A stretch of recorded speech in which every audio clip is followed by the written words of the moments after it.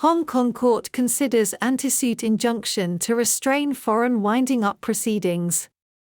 In Hyalroute Communication Group Limited v. Industrial and Commercial Bank of China, Asia, Hyalroute, the Hong Kong court dismissed an application by a Cayman Islands-incorporated company for anti-suit relief to restrain a creditor from filing a winding-up petition in the Grand Court of the Cayman Islands.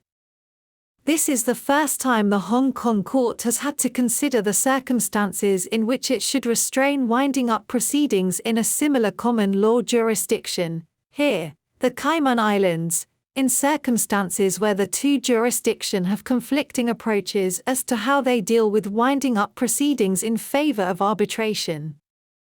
Background: the underlying dispute arose from a term facility agreement, TFA, containing an arbitration clause mandating resolution of disputes in Hong Kong. The creditor had served a statutory demand in the Cayman Islands for a debt allegedly owed under the TFA and other arrangements.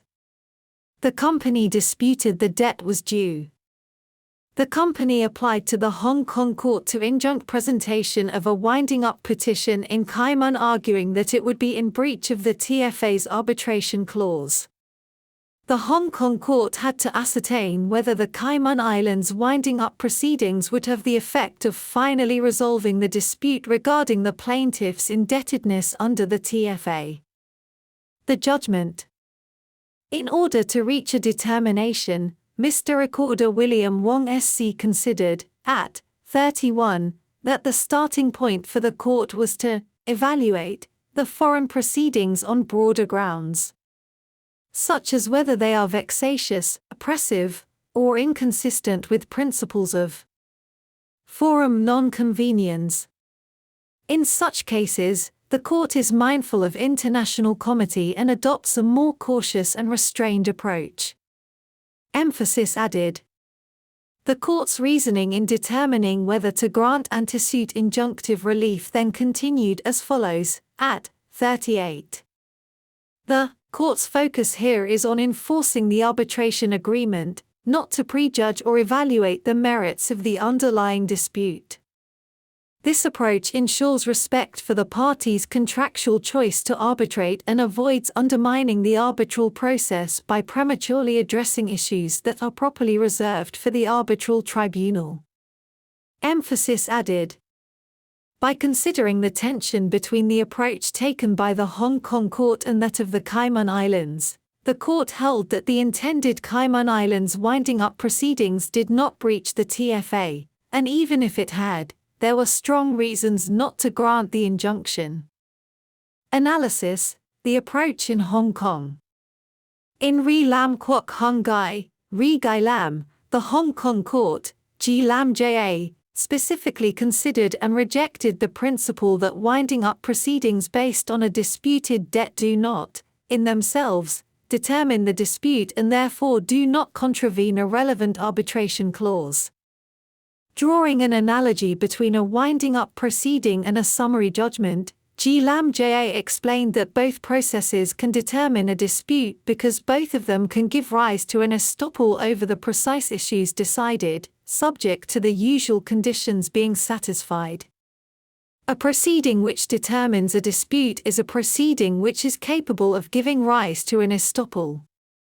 Put simply, the court held, at 64, that his starting point is that a pursuit of foreign proceedings in breach of an arbitration agreement would be liable to be restrained by an anti-suit injunction, and since the plaintiff seeks a contractual anti-suit injunction by invoking the arbitration agreement, it has to establish a breach by the defendant.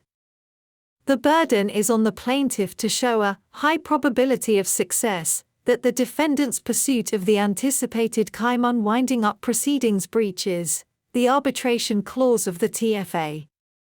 Analysis: the approach in the Cayman Islands. The court then turned to the Judicial Committee of the Privy Council decision of Shan Participation Corp v Halimeda International, which is binding in the Cayman Islands. Under Cayman Islands law, the determination of a winding-up petition would not finally resolve the underlying dispute over the debt claimed, the Grand Court will only determine whether there is a bona fide dispute on substantial grounds, not the substantive merits of the dispute itself. Resolution of the underlying dispute would be a matter for arbitration, in accordance with the contractual agreed format for dispute resolution. How the tension between common law jurisdictions was resolved.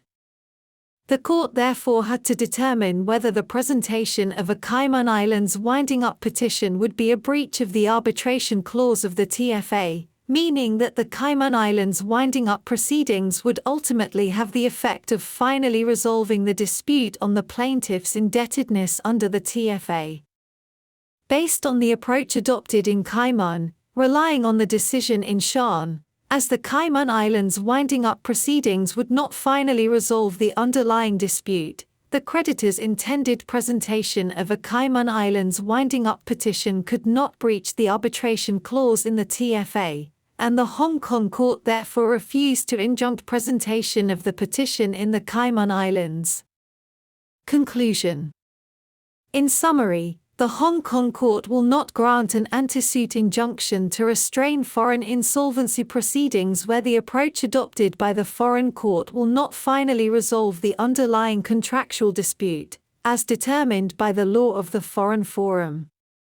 The court also noted that even if the winding up proceedings had fallen within the scope of the arbitration clause, there were strong reasons not to grant the injunction, having reference to public policy considerations in the plaintiff's home jurisdiction of the Cayman Islands and, in the court's view in this particular case, the hopelessness of the plaintiff's stated defense to the debt. Harneys do not practice the laws of Hong Kong.